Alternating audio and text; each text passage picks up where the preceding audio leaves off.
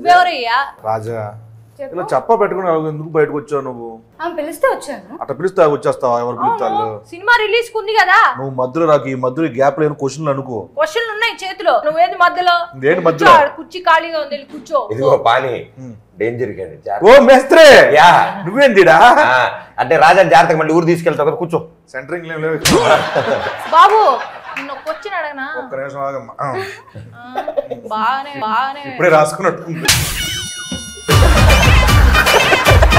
అడుగు. ఎప్పుడైనా ఓ ఊరుంది, ఆ ఊరు వెళ్ళావా? ఏ ఊరని అడగాలి కదా, ఏ ఊరని అడగాలి కదా. రాసుకున్న క్వశ్చన్ నాకే ఏ ఊరు? థాయిలాండ్. థాయిలాండ్ వెళ్ళాగా? ఎప్పుడు చూసావా అక్కడ? ఎవరు? మా ఆయన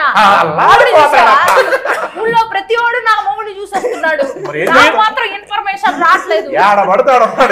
నాకు ఎందుకో ఇందా నుంచి చూస్తుంటే నువ్వు హీరోయిన్ చూడట్లా, నా వంకే తెగ చూస్తున్నావు అని డౌట్. ఓ నువ్వు నెల వంక నీ వంక పెట్టి చూడాలి నిన్ను. ఉరిగినే అన్నావు కదా? సీరియస్ గా అన్నాను, సీరియస్ గా అన్నాను.